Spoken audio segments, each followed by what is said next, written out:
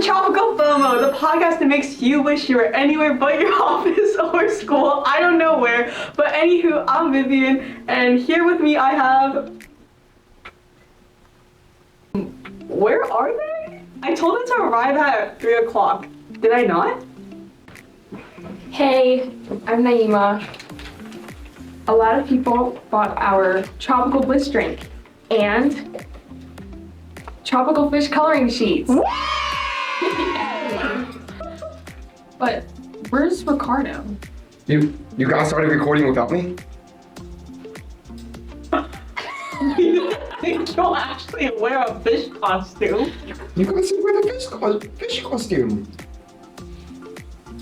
Well, that was an amazing introduction. If you haven't listened to our previous episode, pause right now and do that. With that, here's a quick recap of what we do. We're taking you to South Main Principe, a tiny paradise you've probably never heard of, but will definitely want to visit by the end of our 4th episode. And we bring fun facts, chaotic energy, and of course, possibly the worst jokes you've ever heard from Vivian. What? They're the best jokes. Ignore them. Also, don't miss the next episode. But guys, want to tell them the topic for today? Drum roll, please. Aquatic threats in South Main Principe! But hold up. Vivian, not right now. Fine, I'll tell them later in the podcast. But before we start, grab some sort of drink, maybe even our tropical bliss drink and our coloring sheet. Kick back and let's dive into this. Alright, let's talk about the real threat lurking in South Main Principe's waters. And no, Ricardo, I'm not talking about your swimming skills. I'll have you know, I can float like a pro. That's not swimming. Anyway, let's talk about something actually dangerous, and that's plastic pollution. South Main Principe is known for its beautiful beaches and vibrant marine life, but plastic waste is becoming a huge problem. The islands import a lot of goods, and with that comes plastic packaging, like tons of it. And guess what? A lot of that plastic ends up in the ocean. And another thing too. Fishermen throw nets and fishing line into the ocean when they break instead of waiting to get onto land to properly dispose of them. Sadly, I gotta say it, but Naima and Ricardo are both right. A study on Principe Island found that 64.5% of collected marine debris was plastic. That's more than half of all the trash. We're talking plastic bottles, food wrappers, fishing line, nets, microplastics, basically an all-you-can-eat buffet for sea turtles. Oh, wow, except it's the worst buffet ever. Imagine going to an all-you-can-eat sushi place and instead of fresh fish, they serve you plastic straws. I would sue. The turtles can't sue, Ricardo. But anyway, they are suffering. Sea turtles mistake plastic bags for jellyfish, which leads to them eating it, blocking their stomachs, and, well, let's just say it doesn't end well. And it's not just turtles, it's fish too. Both of them eat tiny pieces of plastic, and that means that we could be eating plastic when we eat our seafoods. Wow, love that! Who doesn't want a side of microplastic with their fish and chips? I'm joking. And let's not forget about the dolphins and whales that get tangled up in plastic waste. It can injure them, trap them, or even worse. Even coral reefs are affected. Plastic can block sunlight, mess with photosynthesis, and cause coral disease. And when coral reefs suffer, the entire ecosystem suffers. Which brings us to the next big question. What happens if we don't do anything? Well, for starters, Sao Tome and Principe could lose some of its most iconic marine species, including the sea turtles. And if that happens, it's not just an ecological disaster, it's a cultural loss too, because sea turtles are important in local traditions. Also, let's talk about us for a second. Plastic releases harmful chemicals like BPA and phthalates into the ocean. If plastics keep getting into seafood, humans are at risk of serious health problems like cancer, hormonal imbalances, and the list goes on. So basically, plastic is ruining marine life, ruining our food, and possibly ruining our health. Love that for us. It gets worse for the environment if it isn't taken care of. South Tome and Principe's marine biodiversity will decline. There will be an introduction of invasive species, and of course, we can't forget about the economic impact. You might be wondering why we can't just ban plastic use on the island. It's a lot more complicated than that. Sao Tome and Principe rely on ecotourism and sustainable fishing. If plastic pollution keeps getting worse, fewer fish, fewer tourists, and expensive cleanup efforts could devastate local livelihoods. Management efforts aimed at reducing plastic waste can do more damage than good by causing at-risk groups to have to pay more expensive, biodegradable materials. It could also affect people's jobs. People who work in industries where cheap plastic packaging is used will be put out of work, potentially affecting their entire family. Even just removing the plastic wash ashore is expensive. Often islands don't have enough resources to deal with it. And as for the nets in the water, fishermen get their karma. What? How? Nets have been disregarded in the water, get caught in propellers of boats, and fishers must pay to get that fixed. So it's kind of on them. So, just to recap, turtles are eating plastic, fish are eating plastic, we're eating plastic, the ocean's a mess, and Sao Tome and Principe's economy could take a hit? So basically, if we don't do anything, everything falls apart. Yeah, but here's the thing. People are doing something. Despite all these challenges, there are those in Sao Tome and Principe fighting to protect their home. I've heard of some inspiring stories. Some individuals are stepping up, working hard to keep their environment clean and their future secure. Yep, that's super nice. The people of Sao Tome and Principe love their home country. So you can bet that there are people who are willing to go above and beyond for the care of the oceans and lands of these islands. In 2016, 24-year-old Principe native Selene Fernandez was working as a Principe Biosphere Reserve employee. The islands were nominated in 2012 by UNESCO to join the Biosphere Reserve. By the way, UNESCO stands for the United Nations Educational, Scientific, and Cultural Organization. Their mission is to strengthen the relationship between people and their environments by finding environmentally sustainable approaches to economic development. Every few months, there was a local collection of plastic bottles.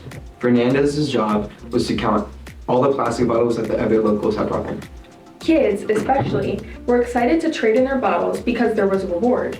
For every 50 plastic bottles, they got one stainless steel bottle. Dang. This incentive motivated people to want to keep the island clean, ultimately keeping plastic out of the ocean. And clearly this works. By 2016, 450,000 plastic bottles has been collected.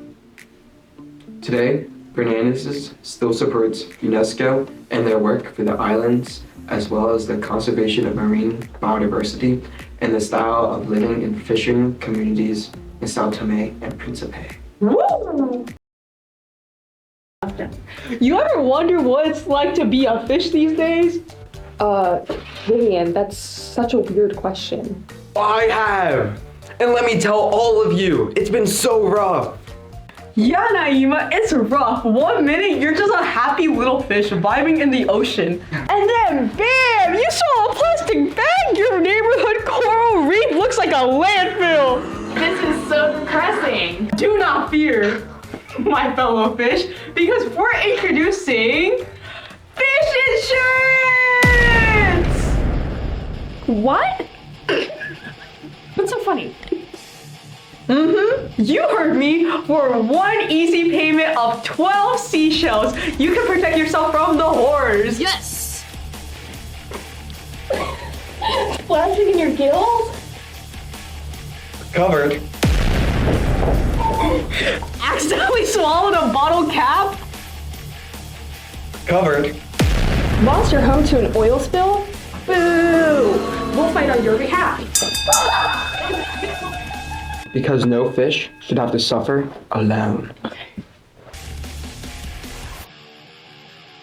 Wait, how do fish sign up for this? The best part, they can't because thanks to us humans, most of them won't live long enough to file a claim. Anyway, call 1-800 Save the Fish today! Woo! We've talked about the plastic problem and the people already making a difference, but what else can be done? Guys, wait. I need to get my funny joke in here before we get serious. Not again. Why doesn't plastic ever get invited to parties? Because they never break down and just stick around forever! No, Vivian, just no. Wrong timing, wrong Wrong timing. But anyway, it's not all doom and gloom. There are real solutions that can help South Main Principe tackle plastic pollution and protect the marine life. It's not just up to the government or whatever big organizations. There are things we human beings can do. Ricardo is right. First off, one major step is enforcing stronger waste management system. Right now, South Main and Principe lack proper recycling facilities, which means most plastic waste has nowhere to go except the ocean, where unfortunately the fish are not great at organizing cleanup. If the government and international partners invest in waste collection and recycling plants, it can make a huge difference. Plus, it could create jobs for locals and help the economy. Yeah, just imagine a job where your whole thing is picking up plastic off the beach. I'll totally sign up for that. Get paid to tan, and I'll look heroic at the same time. That's the dream. Ricardo, it's called actual work. It's not just posting for Instagram with a trash bag. Agree to disagree. Moving on to another big one, education and awareness. Programs like the one Fernandez worked on, where kids are encouraged to collect plastic bottles, help the younger generation understand the importance of keeping their environment clean. Schools and community groups can teach people about the dangers of plastic pollution and encourage alternatives, like using reusable bags and bottles. Also, let's be honest, kids love any excuse to compete over collecting stuff. I might as well make it for a good cause. I'm one of those kids. So what I'm hearing is your grand plan is to trick kids into cleaning the planet by turning it into a game? Exactly. And we throw in like a sticker chart, it's gonna be unstoppable. Speaking of alternatives, South Main Principe can look into biodegradable materials. Some companies around the world are developing eco-friendly packaging made from things like seaweed, banana leaves, and cassava starch. I love seaweed, but imagine if local businesses started using these instead of plastic. There'd be way less waste, making its way into the ocean. Plus, banana leaf packaging just sounds way more stylish. And of course, delicious. You finish your food, and then you can eat the plate. It's genius. That's not how it works. Agree to disagree. Oh my, what's up with you and the agree to disagree? Okay, and don't forget about supporting sustainable fishing practices. Watch our last episode for more information and a fun episode without Ricardo with my favorite food. What? I know what you guys are up to. Regulations on fishing nets could prevent a ton of plastic waste from ending up in the water. And also, I don't think the fish like me would appreciate getting caught. Moving on, protecting marine services and creating no fishing zones in key areas can help fish population recover and maintain the balance of the ecosystem. Here's where we come in. My favorite part. Tourists and visitors can also play a role by being mindful travelers. That means using less plastic, not littering, and supporting local businesses that practice sustainability.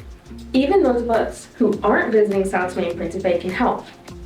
Cough, cough, maybe us. Supporting organizations that work on ocean cleanups, spreading awareness about plastic pollution, and reducing our own plastic use all make an impact. And if that's too much, at least maybe pretend you're trying so the planet doesn't roast us all. I guess baby steps it is. And with that, let's wrap this up with some final thoughts. If you enjoyed today's episode, please subscribe to our channel so you don't miss our daily episodes on Sundays. And next week will be our final episode, and maybe one of our subscribers will be in our video. But till then, see